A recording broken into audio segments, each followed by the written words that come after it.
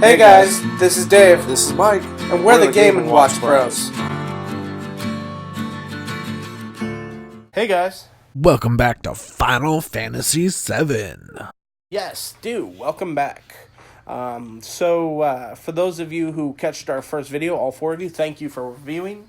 Yes, thanks for catching our video. Absolutely.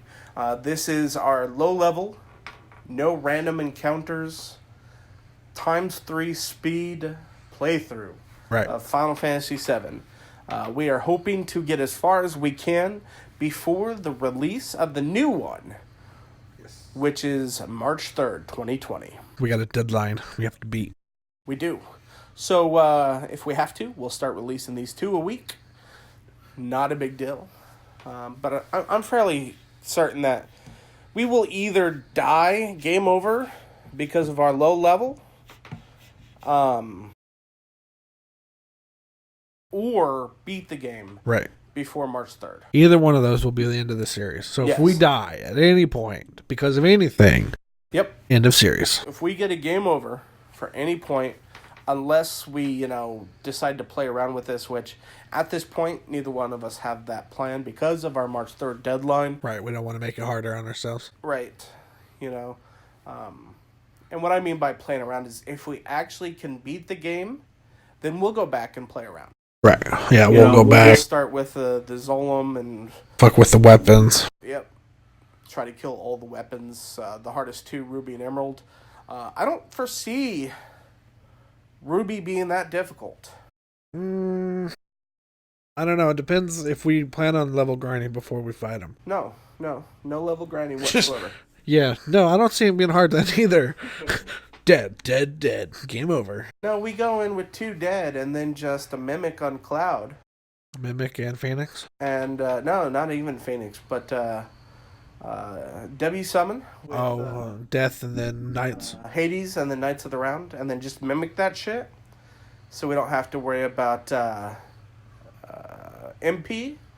My only question is I don't remember if, you can only use Mimic according to the number of times that it's level. So, what we would have to do is that we'd have to master Mimic.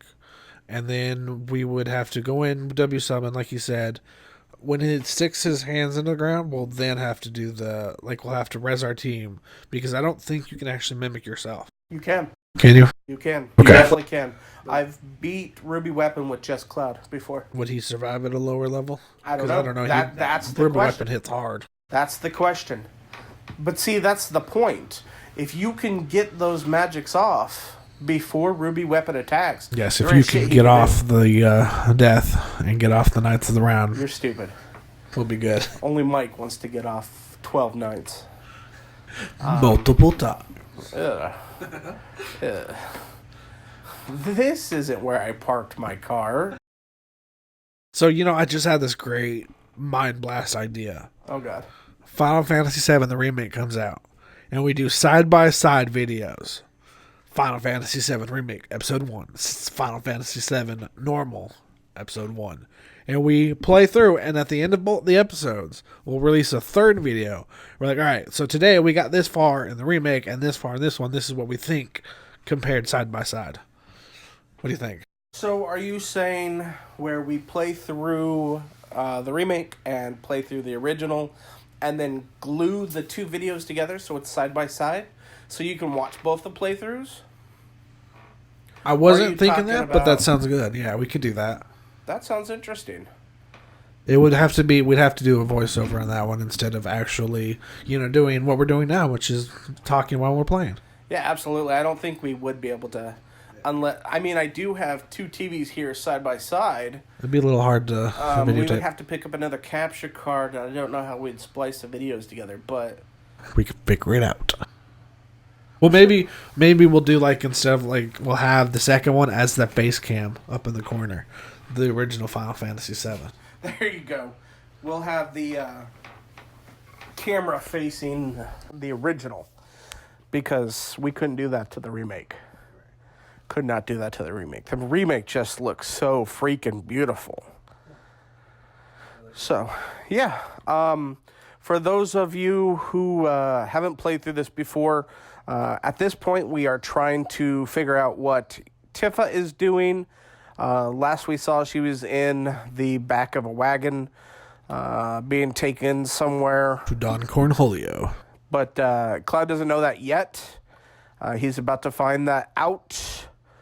And also, we're about to find out something shocking about Cloud, what he's willing to do for his friends. You know, if you're not willing to do what Cloud does, you're not a true friend. I guess I'm not a true friend because I don't think I could do what we're about to do. You hear that, Johnny?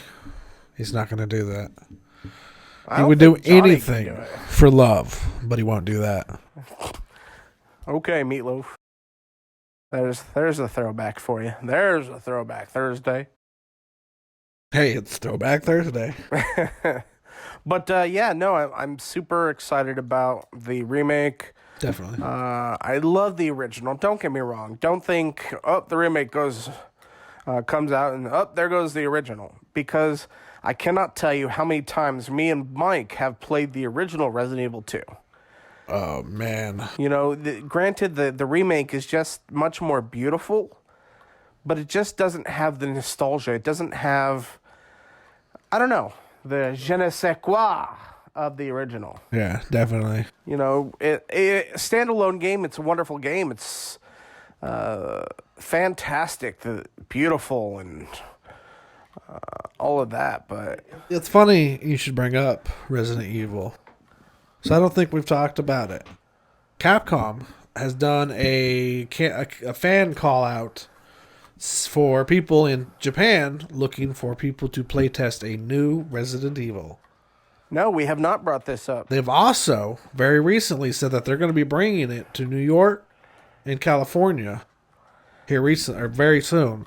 So if you live in those areas, definitely sign up on the list. And, you know, give us some information. Find out what game it is. Because we're excited. I'm hoping either Remake 3 or 8. And hopefully not like Revelations 3. Because fun, but not what I'm wanting. Hey, everything that I've heard is it's either Resident Evil 3 Remake or Resident Evil 8. Which would be cool. Because I'd love to find out where Ethan fits in all this Resident Evil stuff. It's just like 8 was kind of like, okay, we need 7, something new. 7, yeah, right. I mean, 7 was beautiful. It was great. 7. It's weird how it fits into the story because, other than occasionally mentioning Umbrella, you're not facing traditional zombies. You're not facing zombies. You're not facing the evil corporation. You don't even find out Umbrella is a thought until like near the tail end of the game, where you start finding some of their memos, their old information. It's not even talking about current Umbrella. It's talking about what Umbrella used to do. Right. You know. So it's weird. It really is weird. It shows Umbrella is the cause of the little girl, and you know, she's the cause of everything that Ethan goes up against.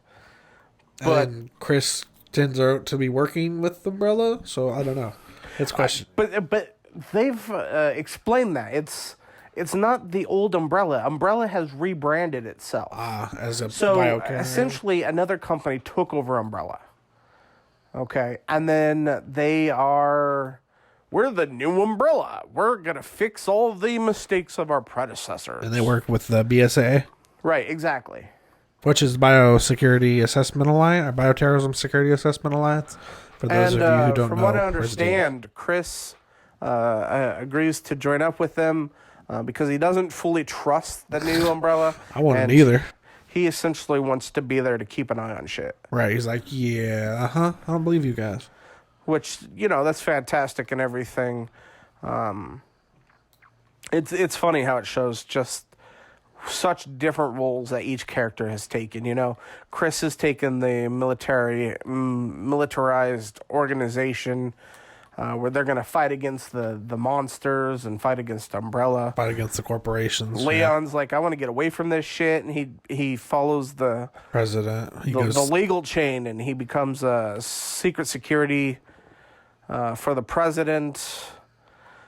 You know, Claire kind of goes the protesting route. Not really protester, more of the I don't know.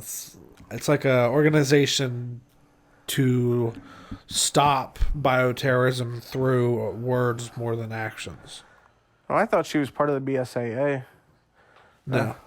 Jill was a part of the BSAA, but after 5, nobody knows what happens to her. So my statement to Capcom, 3, remake, or 8, bring Jill back. Let me repeat this. Bring Jill back. Because I love her. She's my favorite character in Resident Evil. I want to see more of her. So yeah, no, I definitely want to play a remake of Resident Evil 3. That would be cool. In my opinion, it was way too short, way too rushed. I think they could have done something more for that. Nemesis is just a really BA boss. If they did for Nemesis what they did for Mr. X, oh my gosh. No joke. Fantastic. I mean, they could do worse. I mean, the chain gun with Nemesis and the rocket launcher. I mean, could you imagine not only chasing after you, but has a weapon of his own? I can imagine walking through the door of the police station and hear that chainsaw or that chain gun wind up. Wee. Oh shit! But yeah, no. Speaking of remakes, did you hear the remake for Final Fantasy VIII? It's not a remake; it's a remaster. Or a remaster of 8. Yeah, no, I've heard that they were planning on releasing it for a while now because of how well 7 and 9 did. So yeah, no, I'm super excited about the remaster of 8. I'm definitely planning on picking up if I have the money for it. Yeah, absolutely. You know, maybe we'll do some remastered RE8 if we finish this playthrough early. Final Fantasy 8. Right. What did I say? RE. Oh, we'll be doing RE8 too as well. But so thanks for playing with us, guys, and we'll catch you in the next one. See you guys. Thanks for hanging with the Game & Watch Bros. And if you like what you saw, hit like, subscribe, that little bell, and if you have a comment, leave it below.